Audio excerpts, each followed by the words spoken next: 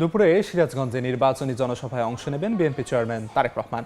এই মুহূর্তে জনসভাস্থল বিসিক শিল্প পার্কে আছেন সহকর্মী রিঙ্কু কুন্ডু। সরাসরি যাচ্ছি তার কাছে। যমুনাপাড়ার জেলা সিরাজগঞ্জে বিএনপির চেয়ারম্যান তারেক রহমানকে বরণ করে নিতে কিন্তু প্রস্তুত হয়েছে এই সভাস্থল, অর্থাৎ সিরাজগঞ্জের যে বিসিক শিল্পনগরীর যে মাঠটি রয়েছে সেই মাঠটা আমরা দেখছি যে সকল ধরনের প্রস্তুতি কিন্তু গ্রহণ করা হয়েছে জেলা বিএনপির পক্ষ থেকে। এবং আমরা দুপুরেই কিন্তু এই নির্বাচনী যে জনসভাটি রয়েছে সেখানে বিএনপির চেয়ারম্যান তারেক রহমান অংশ নেবেন এবং সেইখানে সিরাজগঞ্জের 6টি আসন এবং পাবনার যে 5টি আসন নির্বাচনী সংসদীয় আসন রয়েছে সেই আসনের বিএনপি মনোনীত প্রার্থী অর্থাৎ ধানের শীষে যে সকল যারা প্রার্থী রয়েছে তাদের কিন্তু আসলে পরিচয় করিয়ে দিবেন।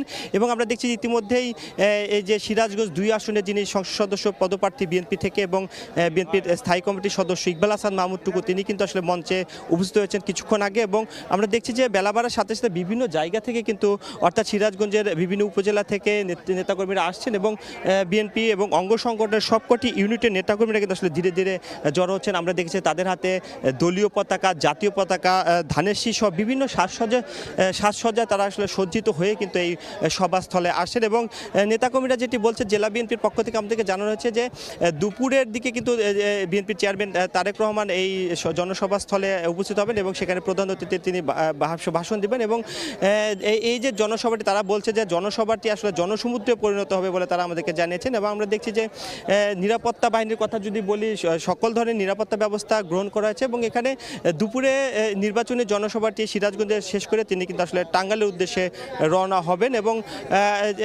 আমরা কথা বলেছি জেলা বিএনপির সাধারণ সম্পাদক, সভাপতি, সকল নেতাকর্মীরা কিন্তু আসলে ব্যাপক প্রস্তুতি নিয়েছেন এবং নেতাকর্মীদের মধ্যে একটি উৎসাহ উদ্দীপনা বিরাজ করছে। দীর্ঘদিন পর তারা তাদের নেতা অর্থাৎ বিএনপির চেয়ারম্যান তারেক রহমানকে তাদের কাছে পাচ্ছেন এবং তার সান্নিধ্য পাচ্ছেন এবং সেই প্রতীক্ষা কিন্তু আসলে করছে এবং সেই প্রতীক্ষার প্রহর তারা আসলে গুনছেন। এবং ধীরে ধীরে আমরা দেখছি যে সভাস্থল অর্থাৎ বিসিক শিল্পনগরের যে মাঠটি রয়েছে সেটি কিন্তু আসলে ধীরে ধীরে ভরে উঠছে এবং এখন পর্যন্ত সকল ধরনের প্রস্তুতি রয়েছে। এবং ধীরে ধীরে বেলা যত বাড়ছে আসলে জনসমাগম অর্থাৎ নেতাকর্মীদের সমাগম কিন্তু আসলে সভাস্থলে আসলে বাড়ছে।